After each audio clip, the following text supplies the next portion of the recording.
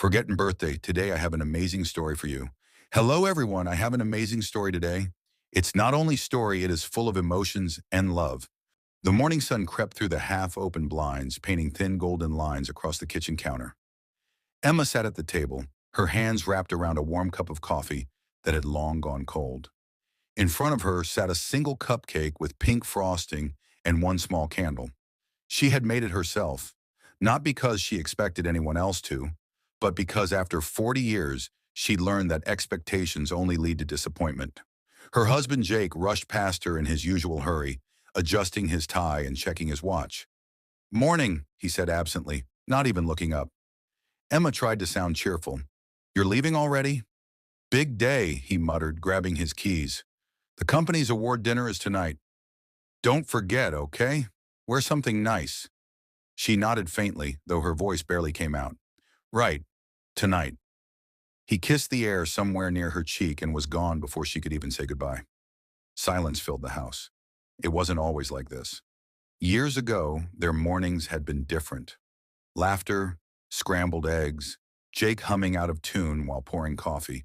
They were a young couple once, full of dreams, full of us. But time has a cruel way of making love fade into habit. Emma glanced at the clock. 7:42 a.m. She whispered almost to herself, "Happy birthday, Emma." Her phone buzzed, her heart lifted. Maybe her daughter Lily. But it was just a reminder from the bank. No message, no call. She exhaled slowly, trying to push away the sting. She had promised herself not to cry today. Not again. By noon, she decided to take a walk. The small town of Maplewood was alive with sounds. Kids on bikes, dogs barking, wind whispering through the autumn trees. But to Emma, everything felt distant, like she was watching life through glass. She stopped by a flower shop she used to visit when Jake still brought her daisies. Just because. "Morning, Mrs. Collins," the florist greeted warmly. "Hello, Nora," Emma smiled faintly. "Could I get a small bouquet of white lilies, please?" "Of course. Special occasion." Emma hesitated. "Something like that." She carried the flowers home, setting them in a vase beside the cold cupcake. The candle leaned slightly now, half melted from the morning light.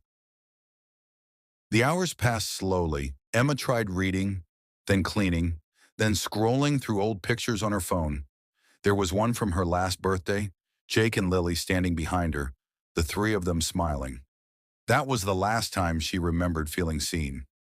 When Lily left for college last year, Emma thought it would be easier, but she hadn't realized that the quiet could be so loud.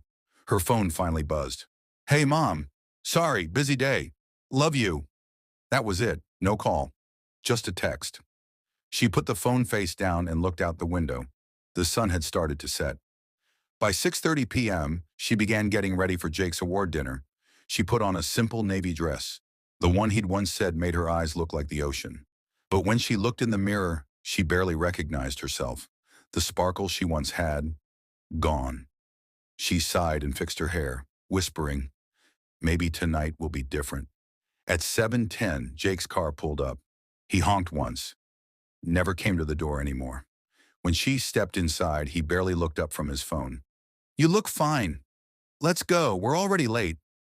The hotel ballroom was filled with laughter, bright lights, and clinking glasses. Everyone seemed alive, except Emma. She followed Jake through the crowd, smiling politely at faces that didn't remember her name. When Jake's boss raised a glass and announced, "This year's Salesman of the Year, Jake Collins," the crowd erupted in applause. Emma clapped too, genuinely proud, even if he'd forgotten what day it was.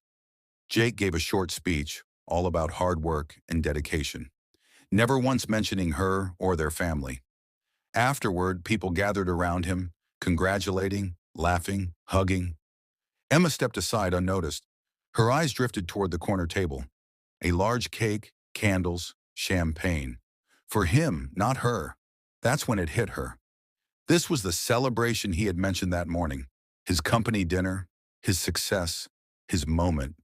And she, his wife, was just a shadow standing beside it. When they returned home past midnight, Jake was slightly tipsy, humming an old tune. "Big night, huh?" he said proudly. "Yeah," she whispered. "You okay?" "You've been quiet all evening." "I'm fine." She wasn't. But he didn't ask again. He went upstairs to change while she lingered in the kitchen. The cupcake still sat there, untold.